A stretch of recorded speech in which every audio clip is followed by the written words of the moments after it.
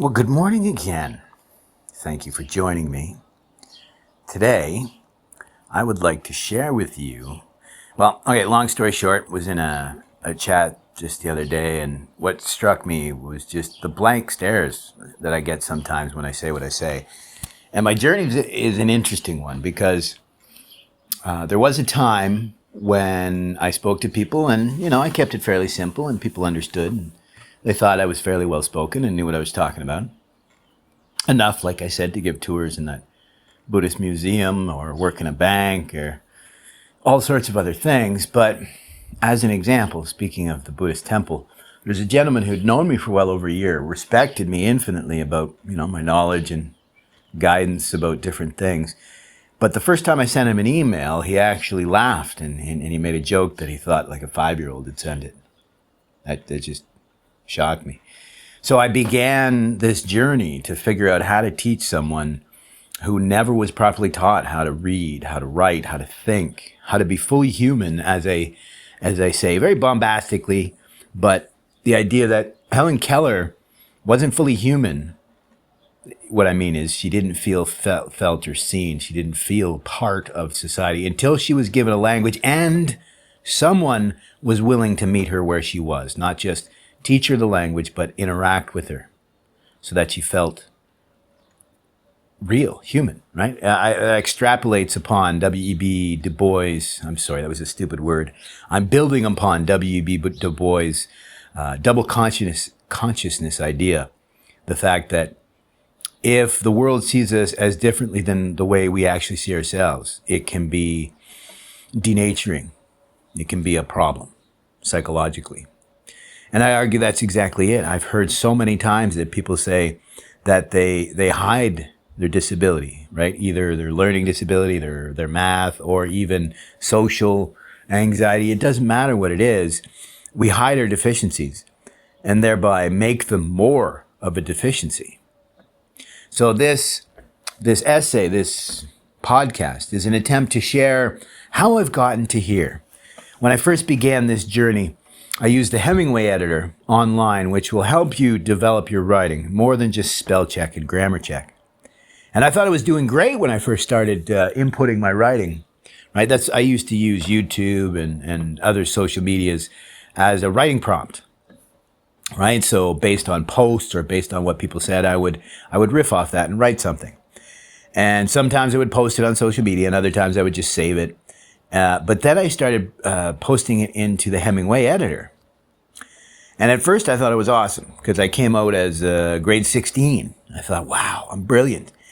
But what that really means is my writing was so bad it took someone with 16 years of education to understand what I was trying to say.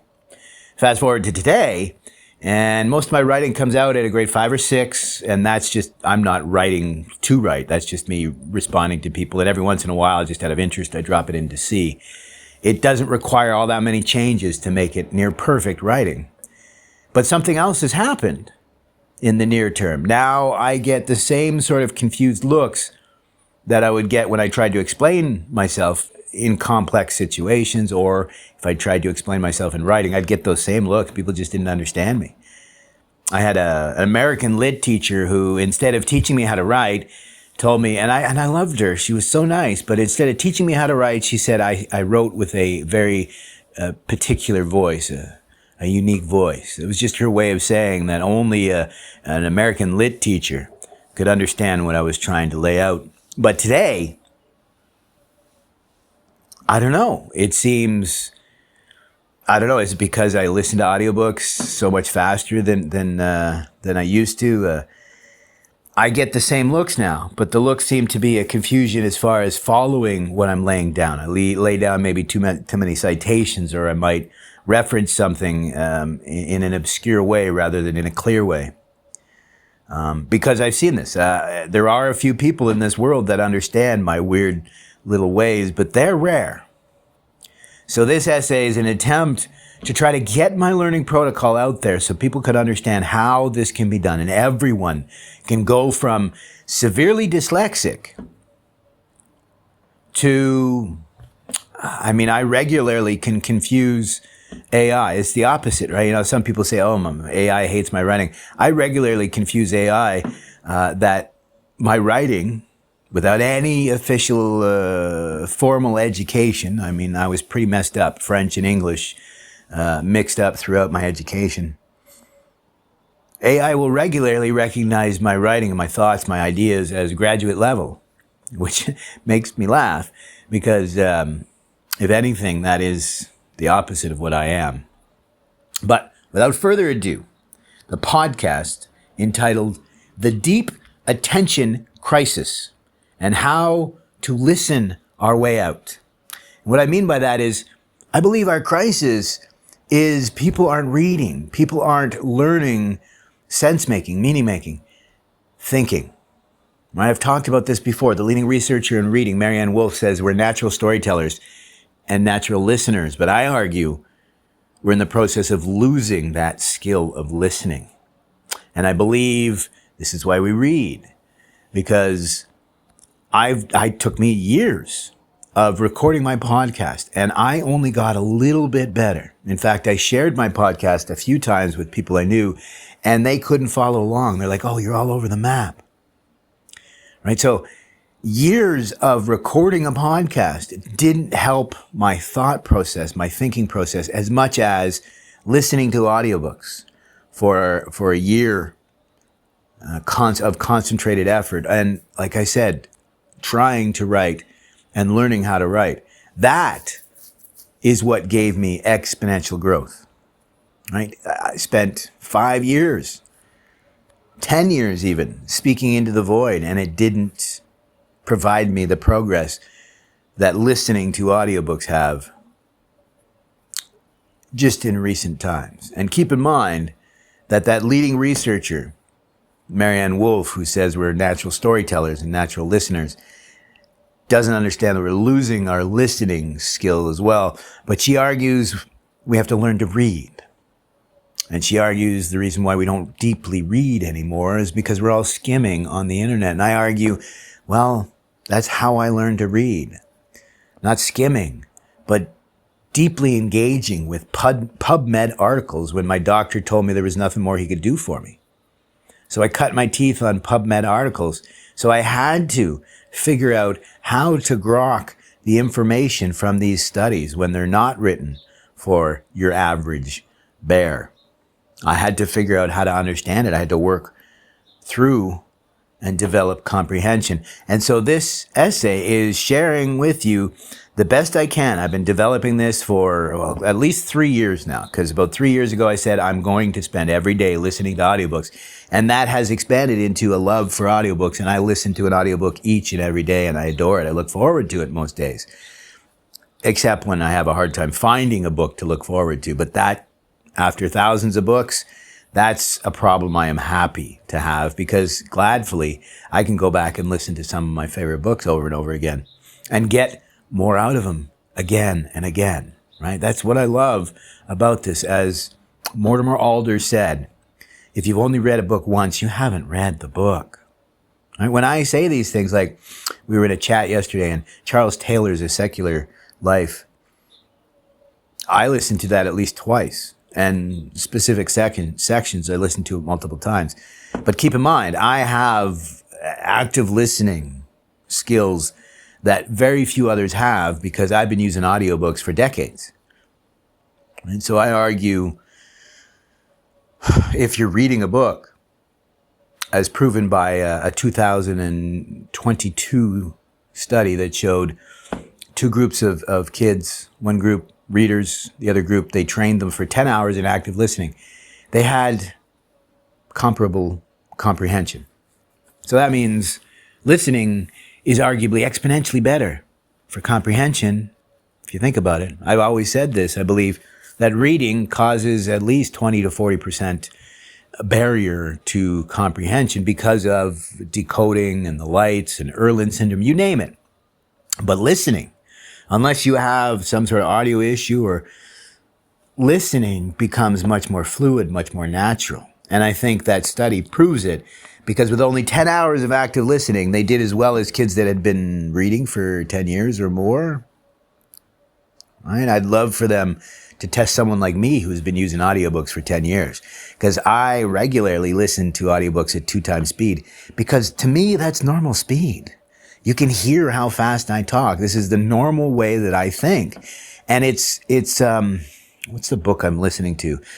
Rebecca Winthrop and Her Disengaged Teen. She talks about this proximal mode of development. I can't remember the exact way. Depending on the person, they say it different.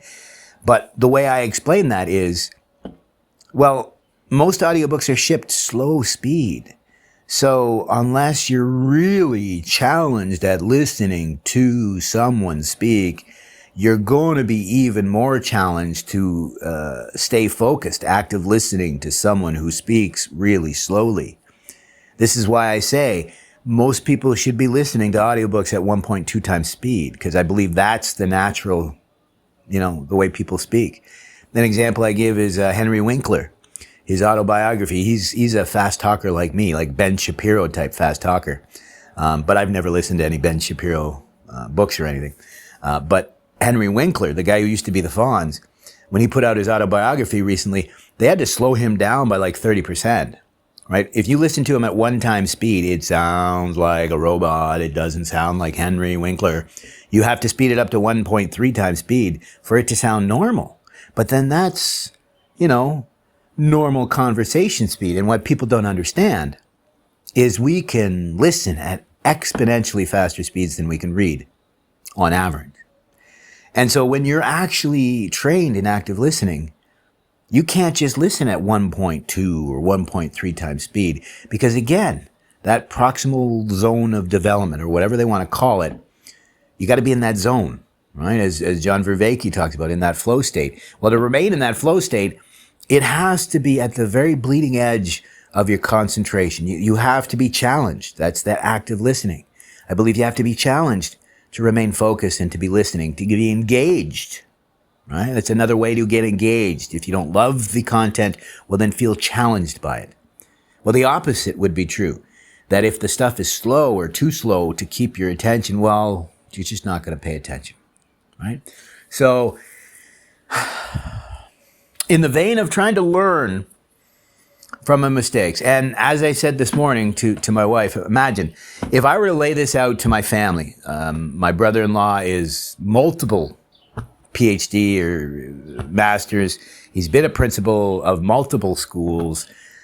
He's been a teacher of English and a teacher of teaching for decades.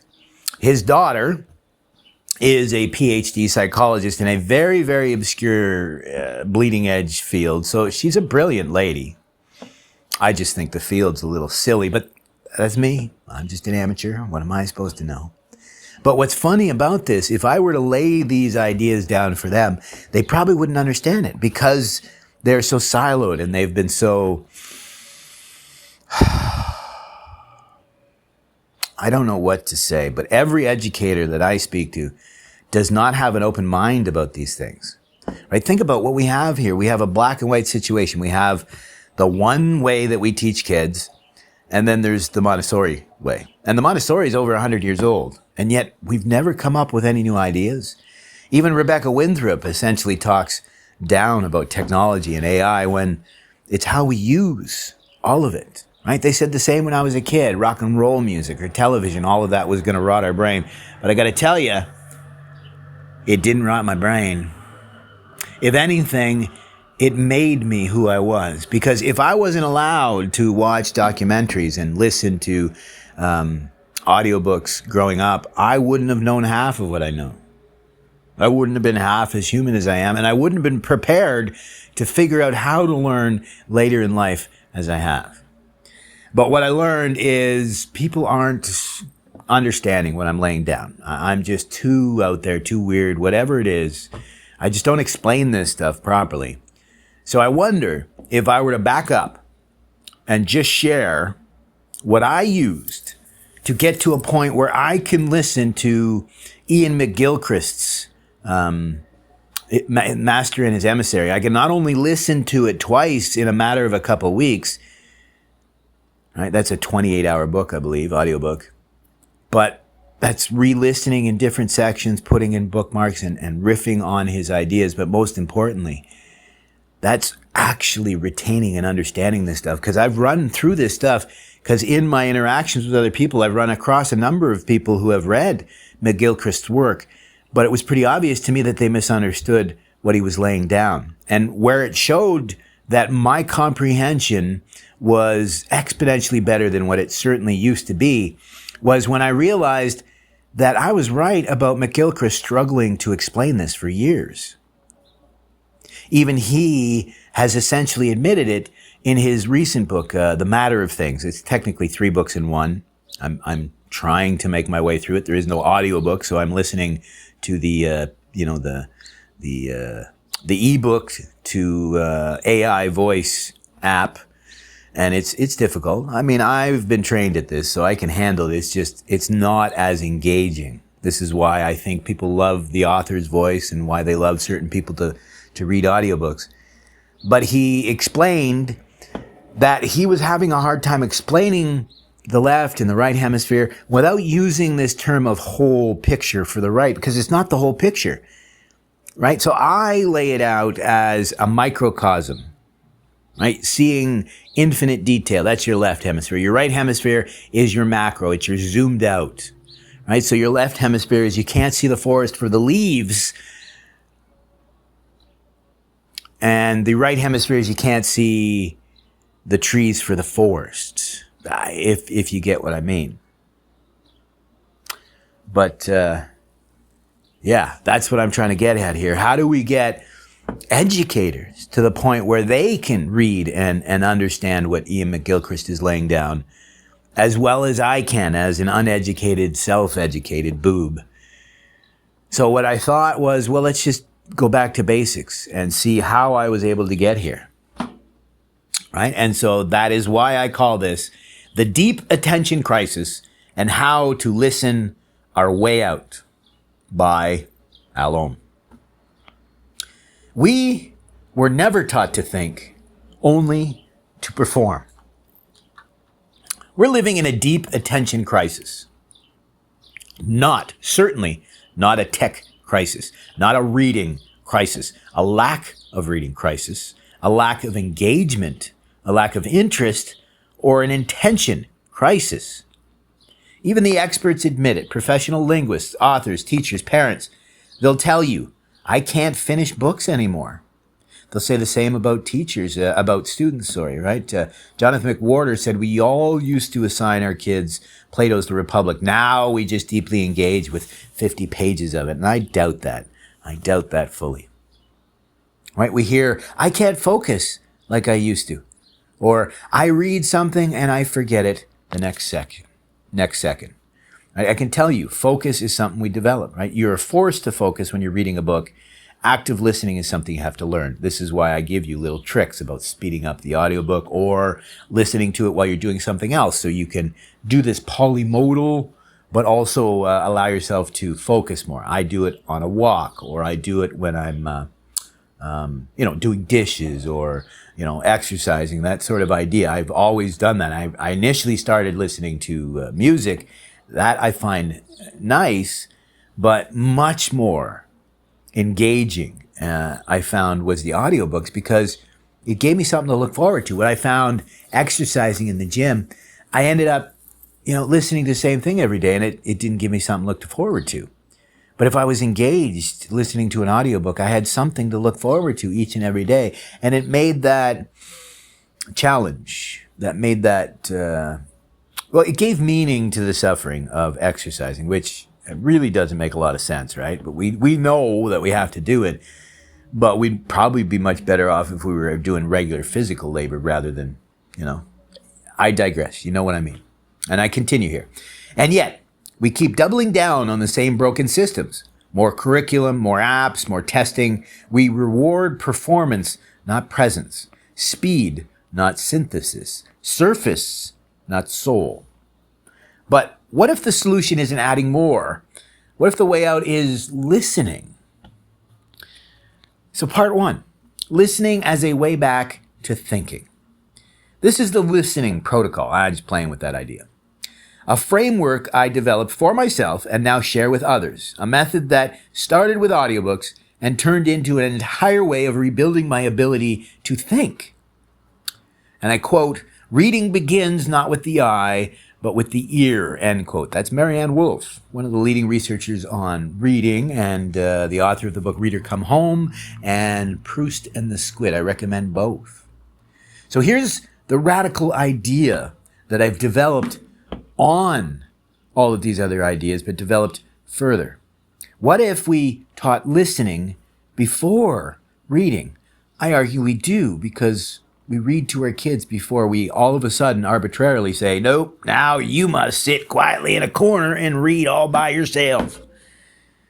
What if we treated audiobooks not as convenience or distraction, but as cognitive training, not just for the few that require it, like me, but for all, to aid in comprehension? And I got to tell you, my reading has become exponentially better, physical reading, since taking up the mantle of audiobooks daily. What if listening, really listening, was the foundation for thinking? My answer? It works. Studies show that students who had only 10 hours of structured listening, they called training and active listening, outperformed lifelong readers in comprehension. Well, they didn't outperform. They had equal comprehension. But if you consider that the readers had years of comprehension training and the listeners had 10 hours, then I would consider that outperforming. Right? So again, a little mistake there. That's not a fluke. That's a wake-up call. Because listening engages the brain differently. It builds emotional memory, symbolic thinking, and cognitive endurance. They tested this. The people that work the hardest for a memory, to learn something, a skill, an understanding, an idea, that lasts the longest. Right? The study, I think Marianne Wolf shared, I can't remember, don't quote me, but the idea is they gave two groups of people a passage to memorize. One group was allowed to take as long as they needed to memorize the whole piece, and the other group was asked to try and fail to remember what they can and try to repeat it. Over a long term, the people that retained the most were the people that tried and failed. And we know this from science, from studies, is that the memories that sustain, the memories that last, the comprehension, the integration comes from a challenge. Right? We as humans, we are either growing or we're atrophying. And that has to do with our memories, our learning, our comprehension. I mean, I go so far as to say we believe it's harder for an adult to learn because they're an adult, when in reality, it's simply because we're out of practice. It's as simple as that. If you were among the few that continued your education long after your formal institutional training, then you would understand what I'm talking about. Right? Each new challenge that you tackle makes the next much less intimidating, certainly. Besides challenging, I mean, arguably it should still be challenging, but it's less intimidating. And what do I mean? I mean, sure, when I worked in the bank, we were required to do some continuing education, continuing education as they call it, professional development. But everyone that I worked with either just didn't bother to do it, right? You don't get fired for it. You just, might not advance as quickly. They either didn't do it, or if they did it, they just did it to pass. I mean, I've seen that even in the automotive industry. They all came to me. It was like my brother when he was in college. I was still in high school and I was doing his accounting homework for him. And all these guys would come to me for the answers of the ethics exams, or even there was this boating test that everyone, when the boating test came out and you had to be licensed to operate a boat. Well, I'd been using a boat all my life, so they came to me and they were asking me all these questions. But I'll give you a better example. I helped my wife do her safety and security and all those courses that she had to do when she went back to work. I helped her do it because, again, my protocol has shown that I can learn exponentially faster and better and comprehend more than most people. And I'll give you a great example because I caught a tick in the bathtub one day, right? And so I mentioned to the wife, I'm like, yeah, you can mention something at work. And I was like, well, who am I going to tell? I'm like, oh boy, you weren't listening in your security training, eh? Because that's a new protocol, right? Bugs are something that is a safety and whatever they call that, safety, workplace health and safety, I believe they call it, right? And so if you got a tick on you, well, then that's something I told her, you're going to have to start doing a tick check protocol, because that's part of what the business has said that they take serious. But again, she took the course, completely forgot about this. She knew that they mentioned something about bugs, but she didn't remember what about. So again, I guess that reinforces why I think I maybe need to share my learning protocol before all my silly, crazy ideas about philosophy and faith and purpose and meaning and whatever, identity and self, all that, whatever. Maybe someday someone might be interested in. But right now, I think where the metal meets the meat is thinking. It's learning. It's, all right, it's what the Greeks said. They said, our main goal is nothisoton. I pronounce it terrible, but just bear with me. It means to know thyself, to get to know yourself. This is why I think Jesus was unique, because he combined the Shema, to love God with all your body, mind, and soul, and combined it with the call to love yourself as you love your neighbor. But I go one step further and I say Augustine was wrong when he said that we don't need to be taught how to love ourselves rightly. I argue, we certainly do. And this is maybe why Jesus reminds us, and the Buddhists remind us the same, and the Shaivists, that you need to be kind to your neighbor, because that's being kind to yourself. But I digress. What I've come to realize is the most important thing we need is to learn how to think so we can figure this stuff out.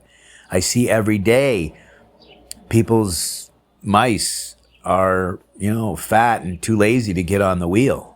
Right? The old joke that I can smell the rubber burning. I haven't smelt much rubber burning in a long time. There's a few groups that I'm attracted to. Sadly, some of them I don't fit in really, because I'm not your typical Christian or what have you. But there's some of these groups that I find are wonderful. They really are engaging with this stuff. They are really interested in this stuff. And it's funny because some of these groups will ask me, it's like, what brought you here? And I don't know how to explain. It's like, it's because you guys are deeply engaging with this stuff. You really care about what you care about. And so it doesn't really bother me that, not everything aligns with my thinking. But as Hemingway said, you want to be better than your previous self. So I find that honorable. And those are the people that I want to surround myself with. Those are the people who I want to be with. Whether we agree on things or not, if you're able to think about this stuff deeply, well, then you can guide me and aid me. So part 2. Why The Little Prince is the perfect text. I recommend beginning with The Little Prince every time. Not because it's beautiful, not just because it's beautiful, but because it checks every box.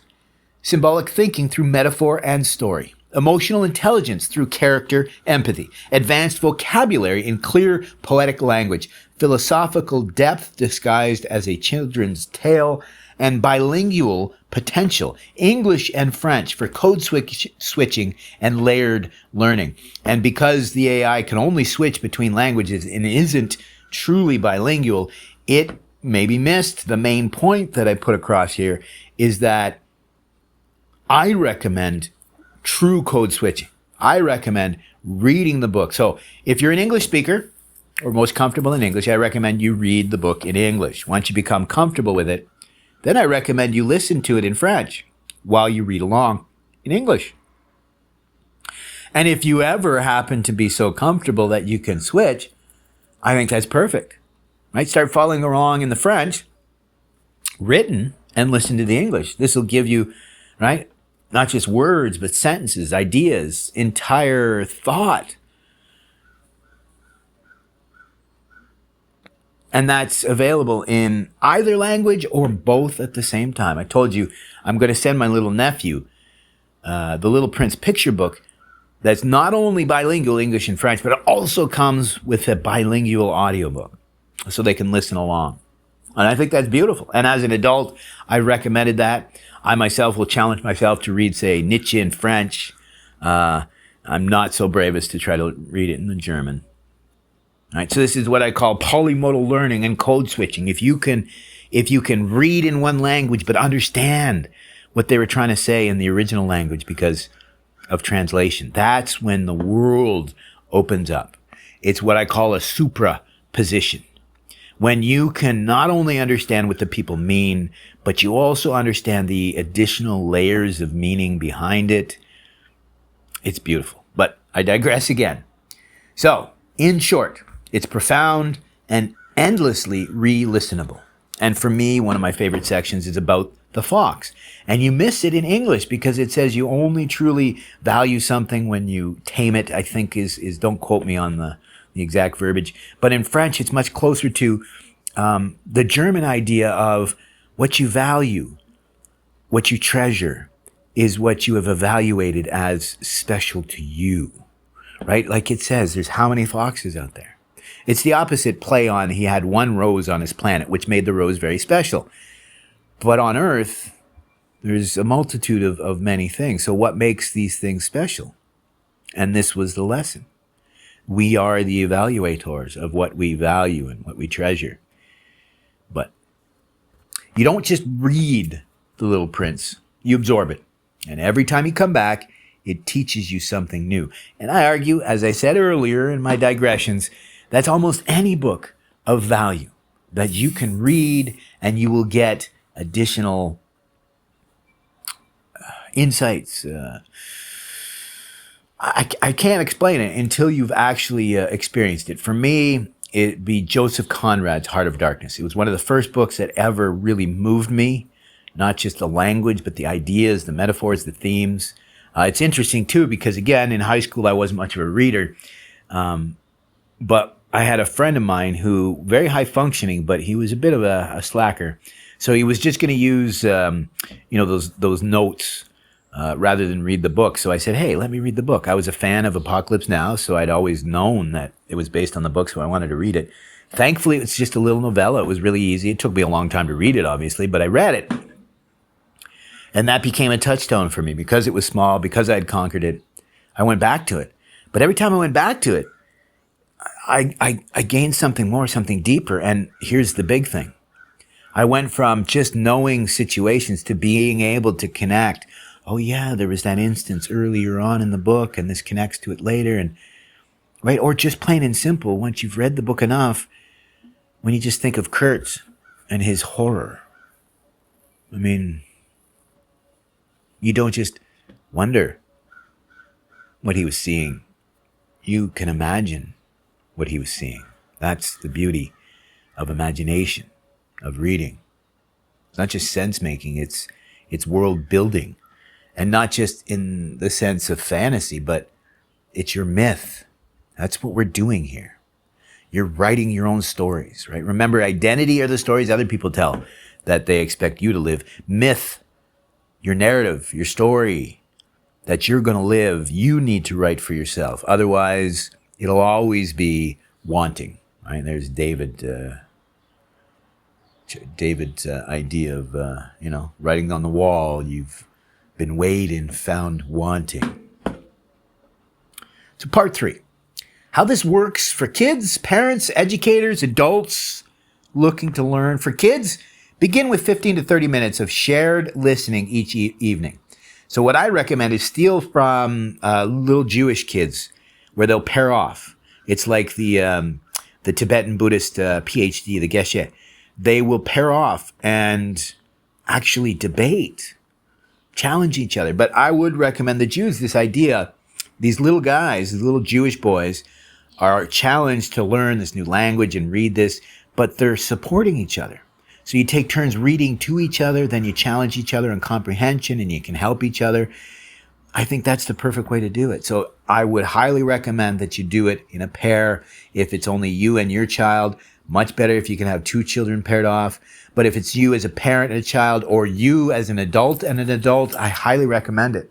This is what turned me off of these book reading groups, is they don't ever do this. What I found is there's 2 types of reading groups. One's that's just social, so they don't really even talk about the book per se. Not anything past what you could read off of Goodreads anyways. Or there's the group that will, when they get together, they spend the whole time reading the book. That's what they're doing. They're reading it aloud, which I understand, but they don't sit around and talk about this, right? The anecdotal experience that I talk about is I was taking an advanced course on Buddhism, and we were assigned to, what would you say, interpret a poem and analyze a poem. So we broke out into breakout rooms.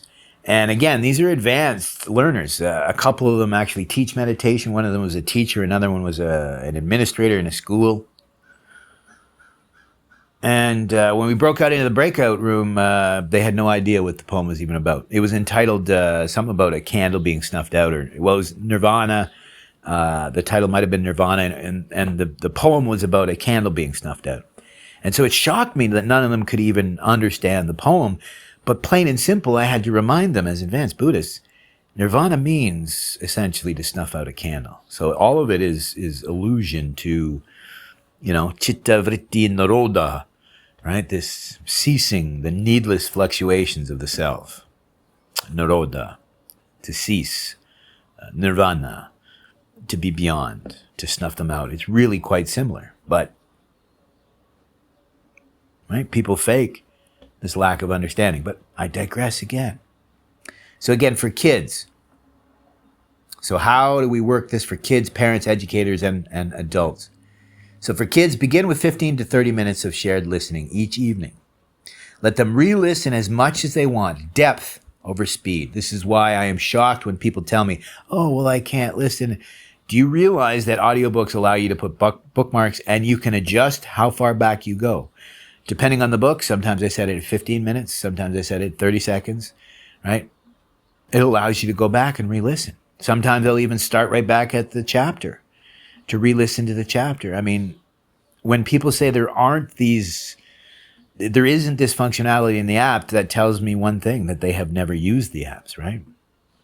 So don't explain, ask questions. Quote, what do you think the fox meant when he said, quote, you become responsible forever for what you've tamed, end quote. And that's, like I said, one of my favorite sections because it highlights, I don't like the English word tame, but it highlights this idea of what you become familiar with, what you value, this idea.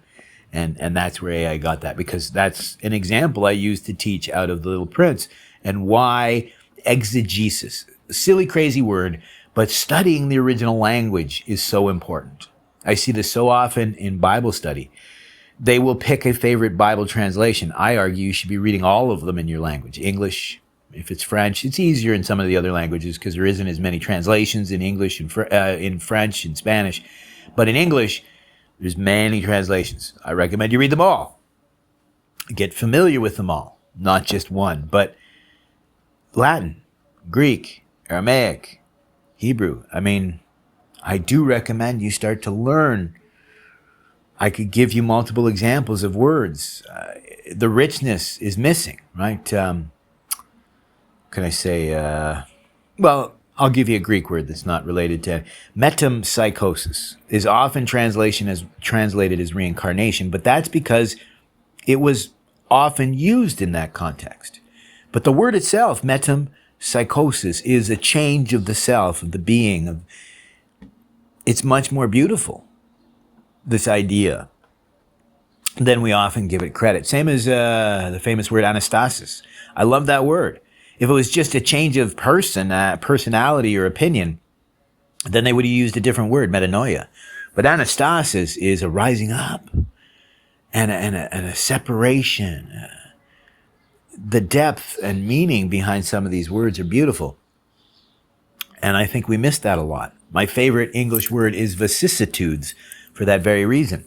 I've used it in the past and have someone say, well, but this means this.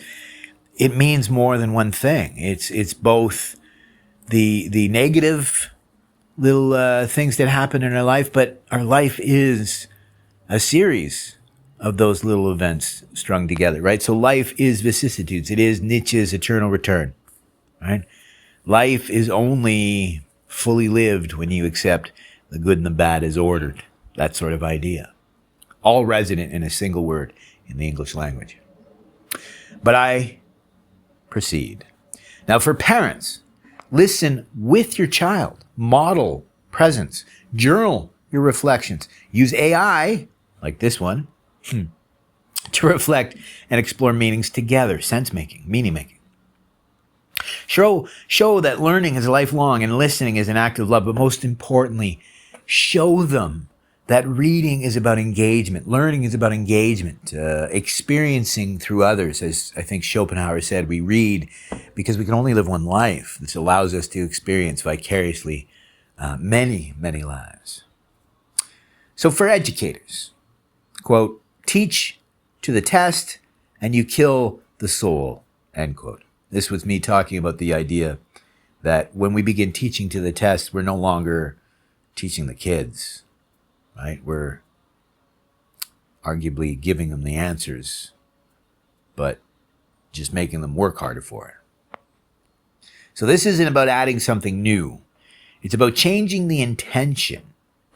Replace 1 hour a week of forced reading with group listening, dialogue, not testing, writing for clarity, not performance, AI for Socratic feedback, not shortcuts. This method supports neurodiverse learners. It's trauma-informed, and it restores meaning as the measure, not memorization or arguably even monetization in the world we live today. And part 4, for adults who fell through the cracks, and I argue that could be as many as 80% of us.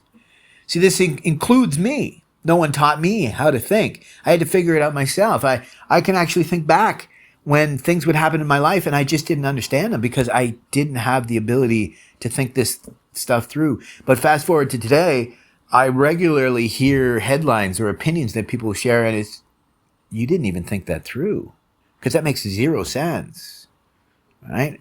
It's amazing the difference between literacy and fluency.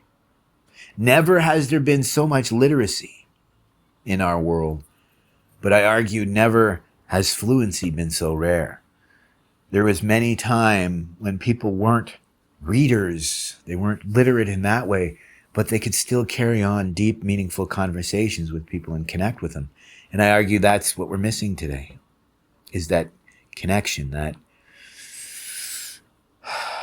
truth, that meaning, that value, the gravitas, the veritas, that silly words we use because our language has lost that depth, right? So I had to figure it out myself through audiobooks, trial and error, translation apps, the Hemingway editor, and yes, even AI.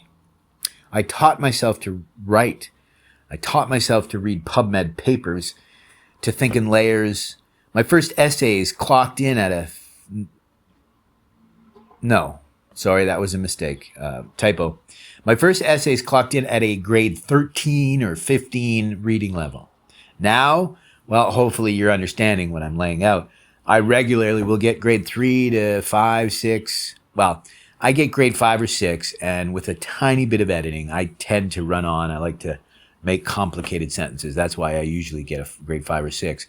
I can get it down to grade 2 or 3 by making my sentences super short. This is the Hemingway app, though. It's an issue with the Hemingway app, I believe, because it's designed for how Hemingway wrote. Very, very short sentences. So if you write any differently, then it's actually shaping your writing, right?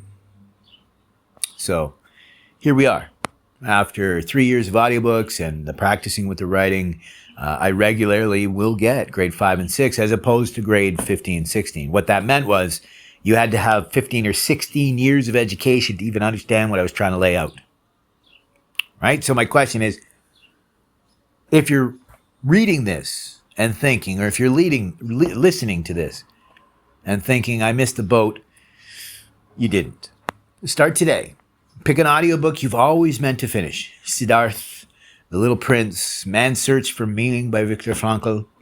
Listen slowly, no multitasking, but remember, make it challenging, right? Not so fast that you're not keeping up, but the point where It requires your focus and your attention, but not too much. But it can't be too slow that it doesn't challenge you. That's what we're always doing, always trying to challenge ourselves, because that's how we grow. Write 2 sentences about what it means to you. I keep a commonplace book for this reason, because we found out that, yeah, your audiobook, you can keep great notes, but that just doesn't stay with you. Writing with your hand, this polymodal code switching, even if you could call it that. That's how this stuff stays with you long term. And it says use a writing tool to clarify, right? Hemingway Editor is free. I mean, a lot of the new Office apps have this functionality built in. But I would recommend you get into something that can go deeper into your writing and try to get you to simplify your ideas and really go beyond grammar and spelling and punctuality, right? And finally, use AI like me, not as a conversation partner or to offload your humanity to do the work, but someone who helps you to think, someone who can help you overcome barriers to education or your deficiencies, but at the same time, help you grow in your areas where you're excellent. Because I got to tell you, I used to be a great speaker. I don't know if I'm still a great speaker, but I would argue if I were to script something and give a speech and practice it, I think I would do wonderfully. Because it's a skill that I never used to have, pre-planning, forecasting. So part 5, this is bigger than education. This isn't just a study hack. It's a philosophical stance, a trauma-aware, neurodivergent, affirming, technologically integrated return to wholeness. We are not broken.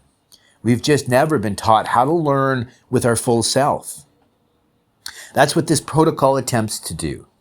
Rebuild attention, honor emotion, respect complexity, and teach us how to think out loud, reflect, refine, to integrate.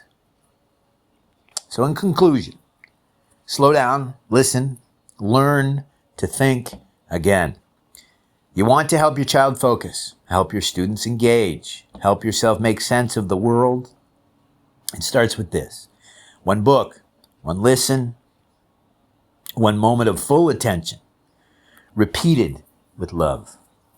Engagement. Let this be the beginning. We don't fix this crisis by going faster. We fix it by listening deeper. So thank you for your patience. And I hope this finds you well. And good reading.